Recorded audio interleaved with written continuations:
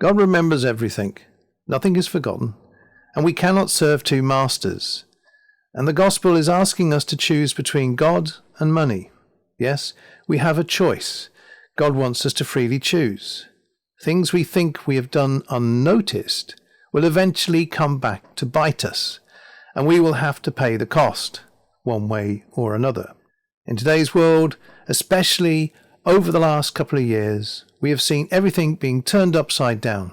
COVID had us locked up inside across the globe, whereas many struggled psychologically trying to cope with the isolation. Others found loved ones being taken from them and not being allowed to be with them in their last moments. There was a lot of heartache. Yet, at the same time, there seemed to be a lot of people who were reaping great rewards on the stock market, many getting richer, while others struggled to make ends meet and needed to visit the food banks on a regular basis. Even with a good salary, there seemed to be an imbalance of things. We saw certain leaders having a great time with parties, telling everyone else to self-isolate.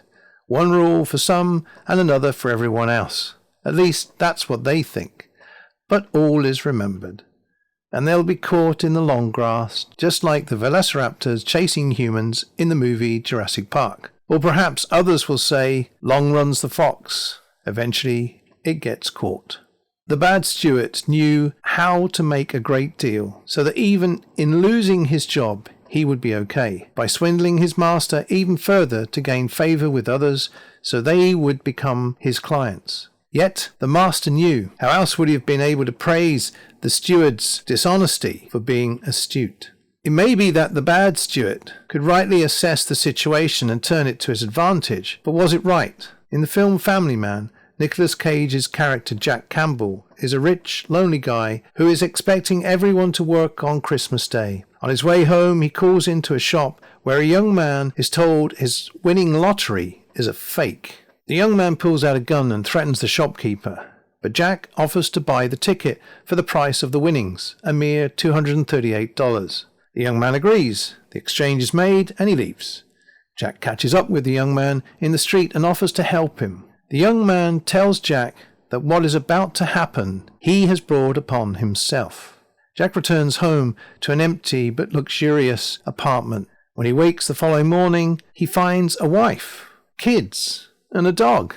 He is in a run-down house. Bewildered, he struggles to cope with his new identity. But as the months go by, he realizes that this is a better life. The one where he is struggling to be a good husband and dad, yet loved by his wife and kids. Upon this realization, he meets a young man again, who is now a shopkeeper, about to be swindled out of some money by a young girl who is not honest with her change. Jack realizes that he must go back to his old, lonely, rich life, and soon he wakes up back in his luxurious apartment. However, with his new insights, he takes the courage to rekindle a lost love and correct the path he took to make a better life.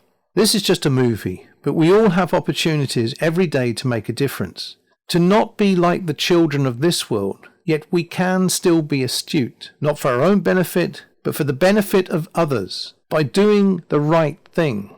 It may not be easy, but it will be remembered.